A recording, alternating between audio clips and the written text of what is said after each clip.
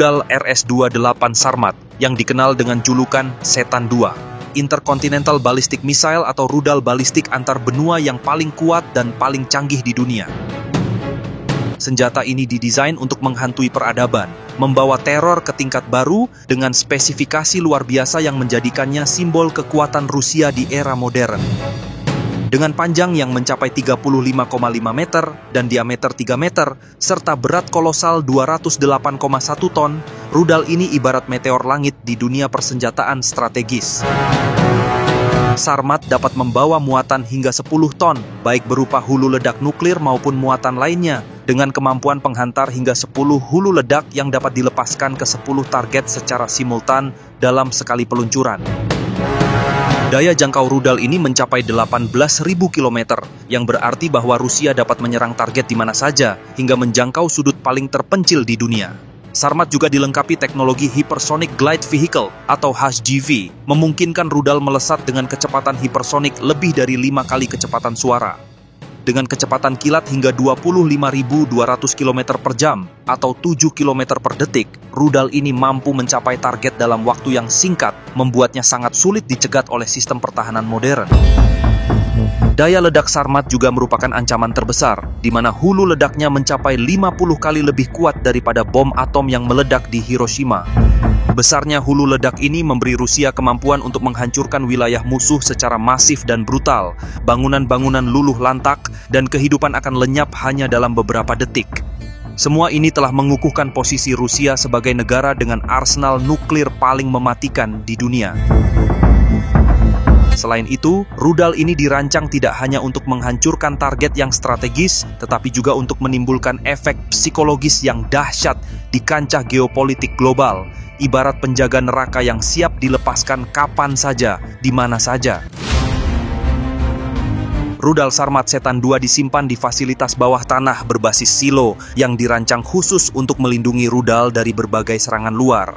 Selain itu, rudal ini juga dapat dipasang pada perangkat bergerak seperti truk militer, menjadikannya fleksibel untuk digunakan kapan saja dan di mana saja sesuai kebutuhan Rusia. Namun demikian, peluncuran rudal ini memerlukan urutan langkah-langkah yang sangat ketat dan terkontrol. Hanya dapat dimulai setelah menerima titah langsung dari Presiden Rusia, Vladimir Putin. Sang presiden memerintahkan pemimpin militer untuk menentukan waktu peluncuran yang strategis. Setelah keputusan dibuat, perintah peluncuran yang terenkripsi dikirimkan ke pusat kendali peluncuran. Perintah ini memerlukan verifikasi kode keamanan, serangkaian sandi yang hanya diketahui oleh segelitir orang kepercayaan. Verifikasi ini bertujuan untuk memastikan bahwa perintah asli memang berasal dari otoritas tertinggi. Setelah kode diverifikasi, petugas di pusat kendali memasukkan koordinat target ke dalam sistem rudal, dan proses ini dilakukan dengan sangat hati-hati untuk memastikan akurasi yang tepat. Untuk mengaktifkan sistem peluncuran, dua petugas harus memasukkan kunci secara bersamaan, di mana langkah ini dimaksudkan untuk mencegah peluncuran yang tidak disengaja. Setelah semua verifikasi selesai, tombol peluncuran pun ditekan dan rudal akhirnya melesat dari silo bawah tanah atau platform bergerak, membawa pesan kematian yang tidak terbendung, mengikuti jalur penerbangan yang telah ditentukan. Dengan prosedur peluncuran yang kompleks ini, Rusia memastikan bahwa rudal Sarmat Setan II hanya digunakan dalam situasi yang benar-benar genting, dan saat ia diluncurkan, dunia pun mengakui bahwa ini adalah langkah final dari kekuatan yang tidak dapat dibantah, sebuah simbol bahwa kendali atas kehancuran absolut tetap berada di tangan Rusia. Rudal Sarmat Setan dirancang dengan teknologi mutakhir yang memungkinkan manuver luar biasa sejak peluncuran hingga mencapai target. Salah satu fitur utamanya adalah gimbal mesin yang terletak di bagian belakang, yang memungkinkan rudal untuk bermanuver secara presisi sesuai arah yang ditentukan. Setelah diluncurkan, rudal ini melesat dengan cepat. Sekitar 2 menit kemudian, ketika rudal mencapai ketinggian sekitar 50 km, tahap pertama rudal terpisah. Komponen berikutnya melanjutkan penerbangan dengan kecepatan yang luar biasa dalam rangka memasuki tahap kedua. Di tahap kedua, rudal membelah di mana komponen paling depan melanjutkan perjalanan secara mandiri hingga mencapai ketinggian sekitar 1000 km. Pada titik ini, rudal berada di ruang angkasa, melesat dengan kecepatan luar biasa hingga mencapai 25.200 km per jam. Saat rudal mulai turun kembali menuju target di bumi, bagian kepalanya terbelah memperlihatkan sebanyak 10 MIRV atau Multiple Independently Targetable Re-entry Vehicles. Setiap MIRV membawa hulu ledak nuklir yang mampu meluncur secara independen menuju target yang berbeda-beda di seluruh dunia. Teknologi MIRV memungkinkan rudal Sarmat menyerang hingga 10 target secara bersamaan dengan sangat presisi. Setelah MIRV melewati atmosfer bumi, hulu ledak meluncur menuju targetnya masing-masing, menghasilkan ledakan dahsyat yang menyebabkan kehancuran besar-besaran. Sebagai gambaran, bom atom Hiroshima memiliki kekuatan sekitar 15 kiloton yang cukup untuk menghancurkan area seluas 13 km persegi. Sementara itu, rudal RS-28 Sarmat memiliki kekuatan mencapai 500 kiloton per hulu ledak yang mampu menghasilkan kehancuran yang jauh lebih masif, mencakup area yang luas hingga ratusan kilometer persegi dalam satu serangan. Jika satu rudal RS-28 Sarmat membawa hingga 10 MIRV, di mana hulu ledak dapat ditargetkan secara independen, maka dampaknya tidak hanya dapat menyerang banyak target secara simultan, tetapi juga dapat meluluh lantakan wilayah yang jauh lebih luas dibandingkan dengan bom atom yang dijatuhkan di Hiroshima. Perbandingan ini menggambarkan bagaimana teknologi persenjataan modern telah berkembang ke tingkat yang jauh lebih destruktif, menjadikan RS-28 Sarmat sebagai ancaman paling menakutkan dalam dunia persenjataan nuklir. Nama Sarmat diambil dari suku Sarmatia, kelompok nomaden yang pada masa lampau mendiami wilayah yang kini mencakup Rusia dan Ukraina modern.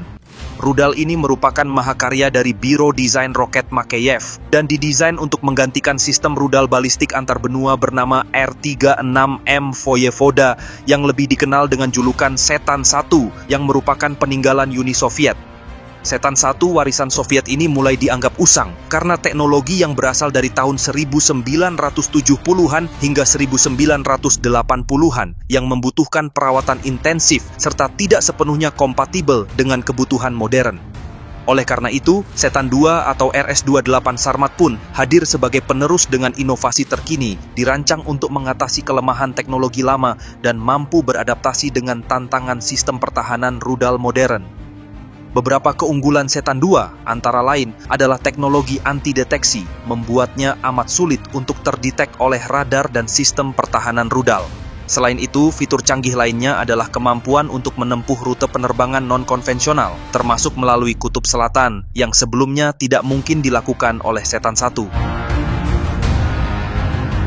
Pada bulan November tahun 2024, Amerika Serikat mengambil langkah besar dengan memberikan izin kepada Ukraina untuk menggunakan rudal ATACMS atau Army Tactical Missile System. Kebijakan ini dianggap sebagai eskalasi besar dalam konflik yang telah memanas lebih dari 2 tahun. Rudal ATACMS ini dengan kemampuan serang jarak jauh yang presisi diarahkan pada infrastruktur Rusia, di mana Zelensky berusaha mengirimkan pesan tegas bahwa Ukraina kini memiliki senjata strategis yang lebih canggih berkat dukungan Barat. Namun demikian, Rusia di bawah komando Presiden Vladimir Putin merespon dengan cepat. Tak lama setelah serangan itu, Rusia meluncurkan rudal Oreshnik, sebuah sistem balistik modern dengan kemampuan menghancurkan target penting di wilayah Ukraina. Serangan ini menggetarkan psikologi Barat, serta mengirimkan pesan bahwa Rusia tidak akan mundur dari konfrontasi ini. Oleh karena itu, situasi ini pun mendorong NATO untuk segera mengadakan rapat darurat. Dalam pertemuan tersebut, NATO mempertegas komitmennya untuk mendukung Ukraina, menyetujui peningkatan bantuan militer, termasuk kemungkinan pengiriman rudal dengan jangkauan yang lebih jauh. Hanya saja, keputusan NATO ini justru semakin memperkeruh keadaan, memicu kemarahan Rusia yang merasa terancam oleh intervensi Barat. Maka, Rusia melontarkan ancaman baru yang mengejutkan dunia. Putin memperingatkan bahwa mereka memiliki RS-28 Sarmat, rudal balistik antar benua yang paling mematikan di dunia, yang merupakan simbol dari diplomasi dan awal dari potensi konflik berskala global. Ketegangan ini kini menggantung seperti pedang bermata dua, membawa dunia mendekati pintu gerbang Perang Dunia Ketiga.